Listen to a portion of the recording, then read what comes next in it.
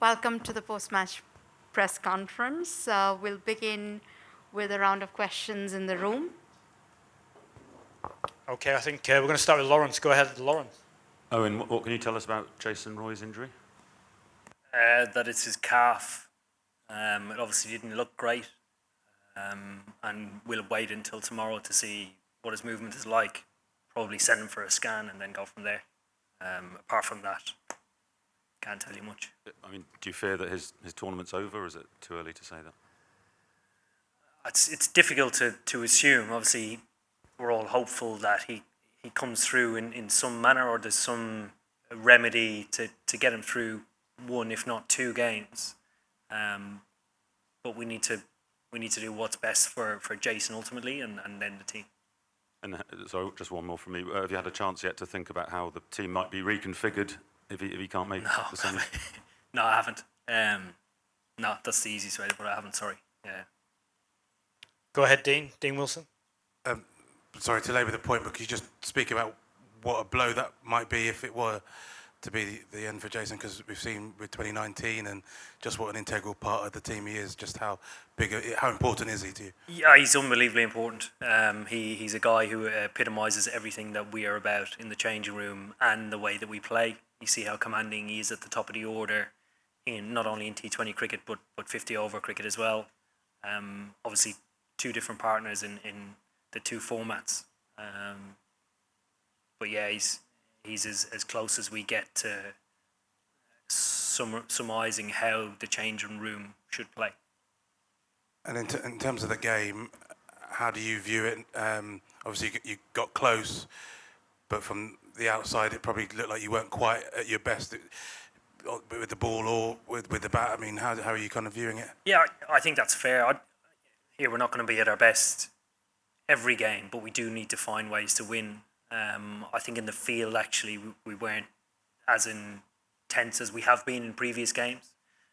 Just small things that we didn't do as neatly or as cleanly as we would have liked. I thought with the ball, probably kept him to a reasonable score, in and around par. Obviously, one of your premium batsmen goes down, that does hurt you, particularly given the form that he's in. And also, on the other hand, you've other guys that haven't batted a lot in the tournament, came in, struck the ball really well, which is a great sign, obviously, for the semi-final. David Charlesworth, please. Hi, Owen. Do you feel like you've had a bit of like a battle over these couple of games? You know, like you might be a bit more battle hardened than you might have been now for the rest of the time. I'd probably say it's been a while. Like, you go through the names that either aren't here through injury or other reasons, and so you go through Archer, Stokes, Sam Curran, then when like Tymal, and now possibly Jason. You know, you look back at the times that you've really explored and tried to build a bigger squad, and I'm sitting here thankful that we have actually done that, because we're going to need those guys possibly in the next game or the final. You mentioned obviously losing Jofra and Ben before the tournament. That would derail many sides, you would imagine. But is there something to maybe just take heart from how you performed throughout the group rather than obviously dwell on tonight? Yeah, here, the guys have unbelievable resilience and belief, and we've shown that in bilateral series. Ben missed our tour of Australia. It was 2018 where we won 4-1. You know, finding a way without him. Sam Curran wasn't around then. Jofra wasn't around then. So we have quite a big pool of players to choose from, but obviously you lose a little bit of experience when you lose guys like that. Okay, any more questions in the room? Simon Burnton at the front here, please. Are you grateful then for the practice of having a big target to chase and of coming really quite close to getting there in the end? I think just having a really good wicket where you can expand your game as a batter, and to put our bowlers under more pressure than they have been on is brilliant, because we haven't had that opportunity throughout the tournament. And again, going in, it's obviously very difficult to get through to the latter stages of a tournament. But I believe that once you do get through, it's all about expressing yourself and trying to get the best out of yourself. So you need that exercise to go through. And again, emphasising the guys who haven't batted came out and played the way that we want them to play later in the tournament. So it was impressive. Yeah. Can you just describe the atmosphere in the dressing room? Because obviously it's a defeat that's kind of a win, but with the injury as well. Yeah. Difficult to describe. We're gutted for Jace, but also sort of half hoping that he's okay. I mean, for anybody to miss the latter stages of a tournament, particularly when it's been two guys in two games, that does hurt them. The guys care a lot, particularly for what they put into what goes on the field. There's a huge amount. Yeah, so it's difficult to describe. I don't have an adjective. The overriding emotion is empathy and sympathy for. Yeah, that's probably the best way to describe it. And just lastly, you said earlier in the tournament that you weren't able to watch other games. Yeah. Would you be able to watch the key games in the other group and the teams you're going to be playing tomorrow? Not really. So as prep for every game, I'll go through strengths and weaknesses of opposition. So I'll watch relevant games. So I haven't watched a lot from the other group. So I will do over the next coming days. Yeah, let somebody else worry about it. Okay, we'll take one more in the room. Tim Wigmore at the back, and then we'll go to Zoom. There's 3 or 4 questions on there. In terms of the batting order today, you obviously shuffled up Moeen. What was the thinking there? Yeah, quite a clear message came off when Jason went down that we've always explored where Moeen's best position is to bat. We've also talked about emphasising a little bit in the power play in different conditions here because it can often be the best time to bat.